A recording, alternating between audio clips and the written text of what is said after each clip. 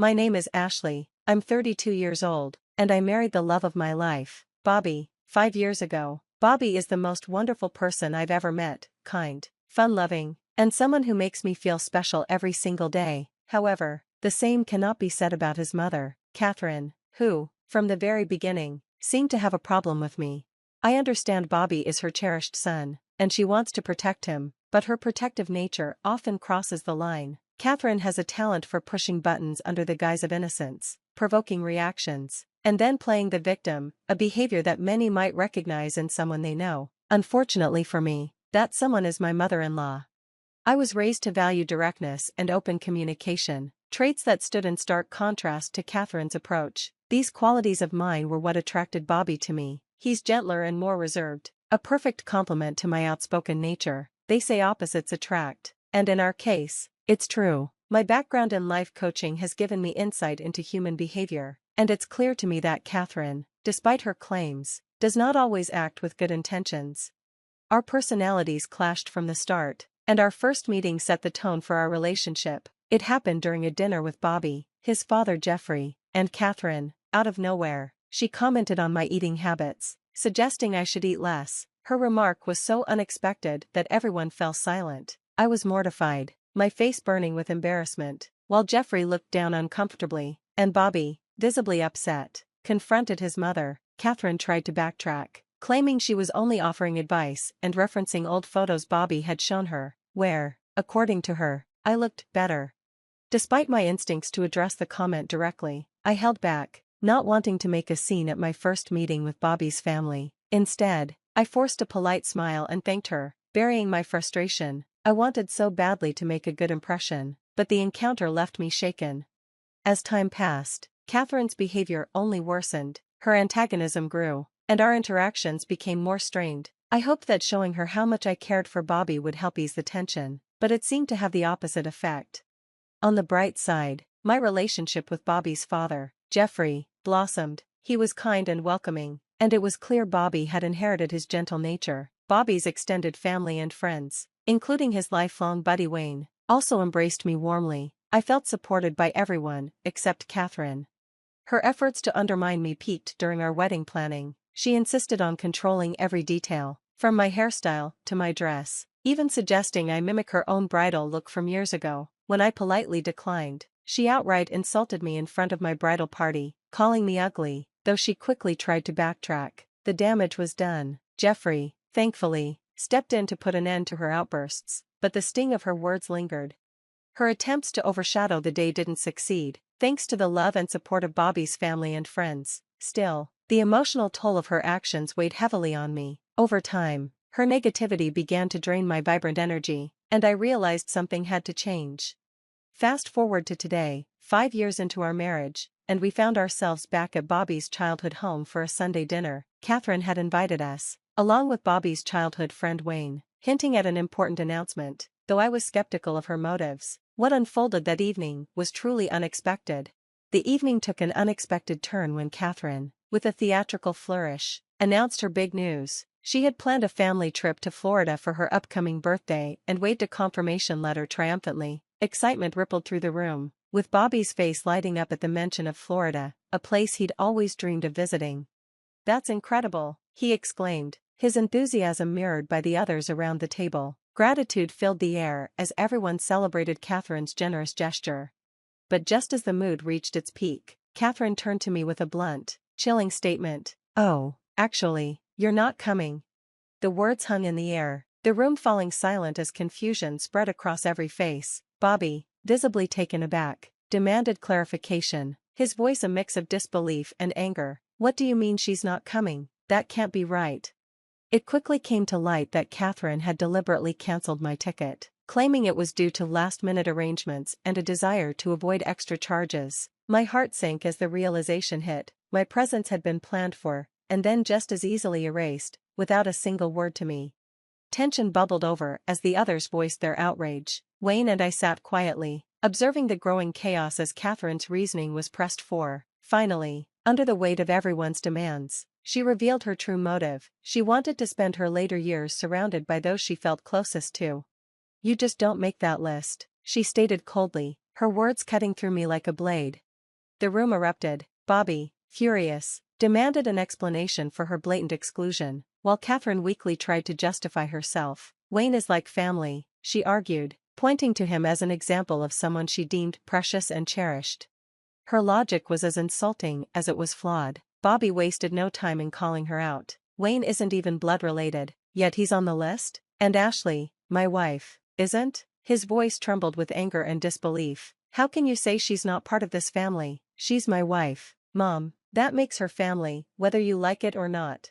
Catherine's dismissive smile faltered as Bobby's words struck a nerve. Her attempt to justify her favoritism only deepened the divide. I couldn't stay silent any longer.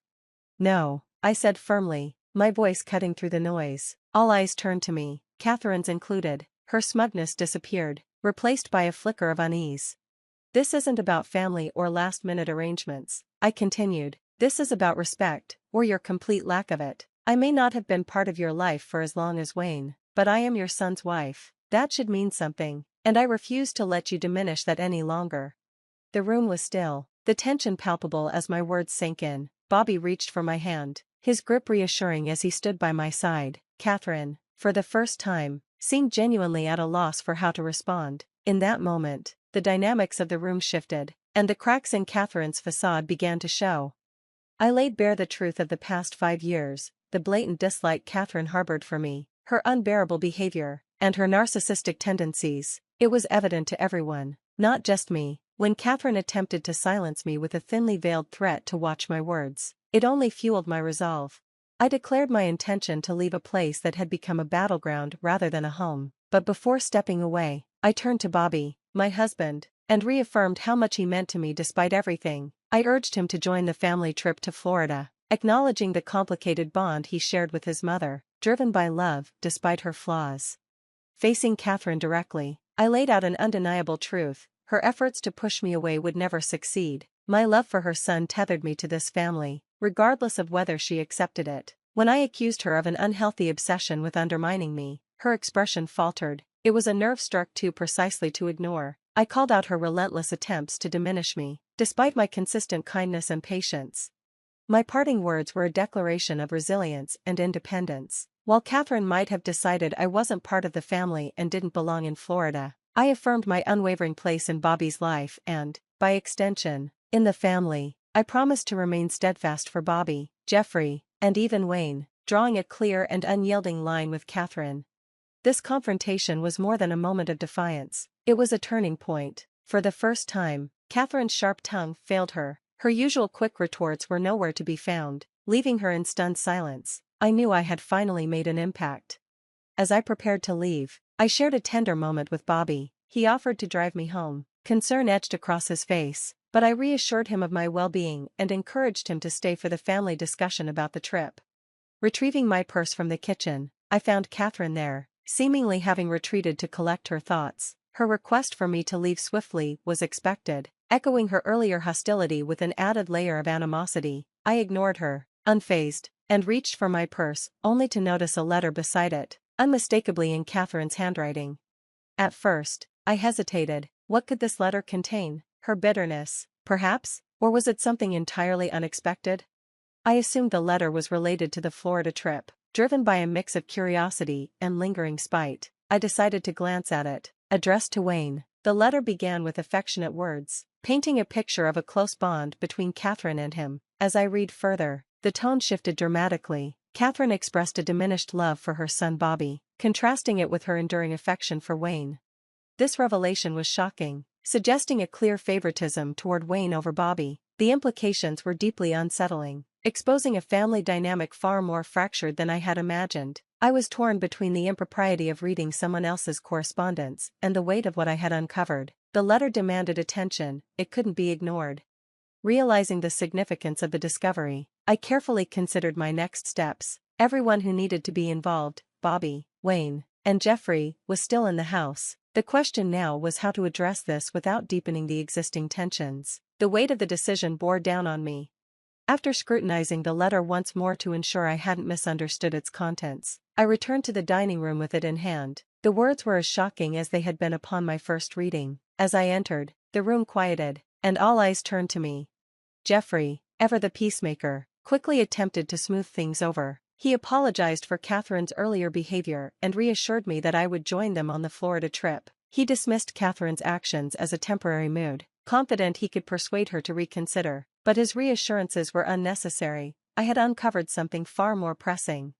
The concern in Bobby's eyes was unmistakable. He likely feared the recent confrontation and ongoing strain with his mother had pushed me to my breaking point. In our private moments, Bobby had often expressed amazement at my patience, marveling at how deeply I loved him despite everything. I met his worried gaze and silently resolved to protect him from what I had read.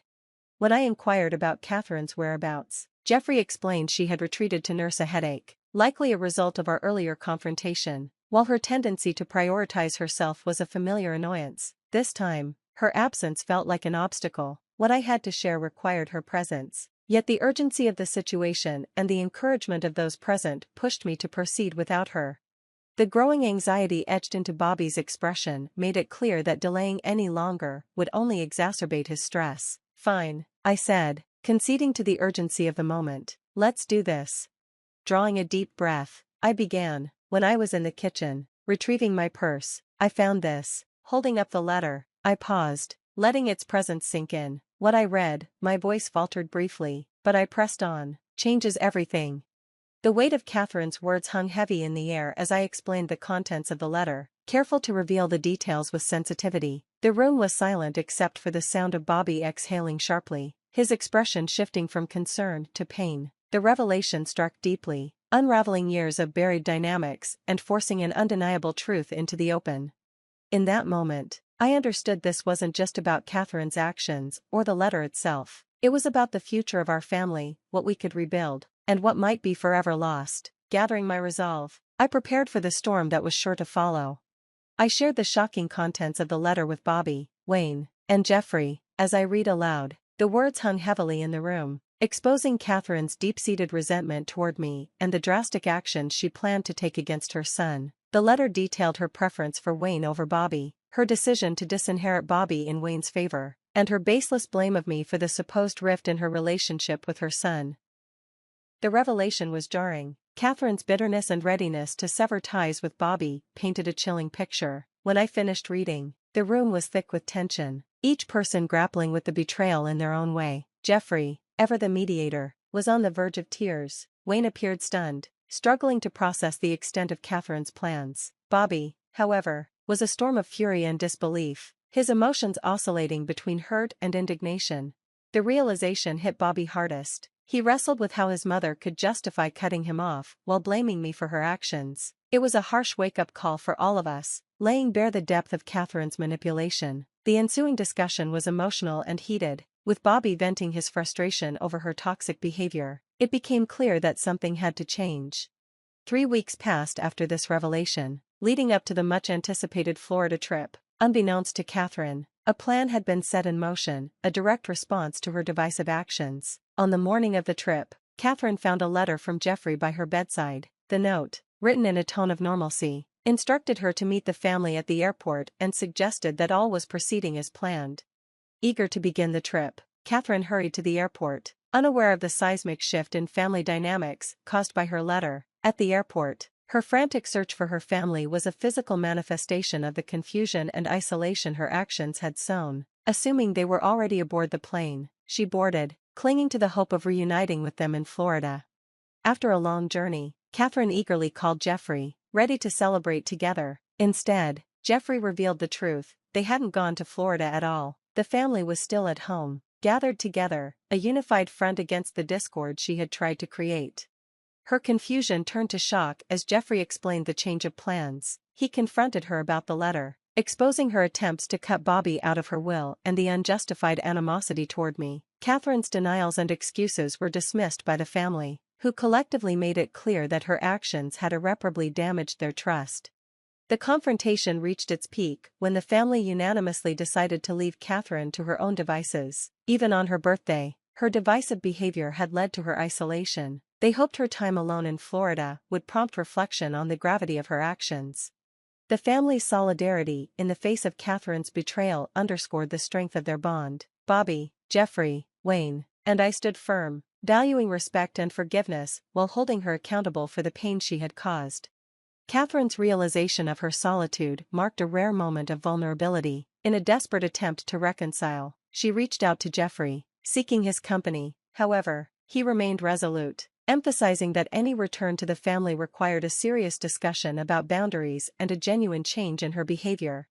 Bobby, too, made his position clear. Any future relationship with his mother depended on her willingness to truly change. He set firm boundaries, warning that further disrespect would result in permanent estrangement. Wayne, recognizing his role in enabling her behavior through kindness, withdrew, further isolating her. Despite Catherine's pleas for me to mediate, I maintained that mending her relationships was her responsibility alone. As time has passed, she has worked to repair the damage, though regaining trust and respect has proven to be an uphill battle. The hope remains that Catherine will learn from this experience, understanding the value of family and the far-reaching consequences of her actions.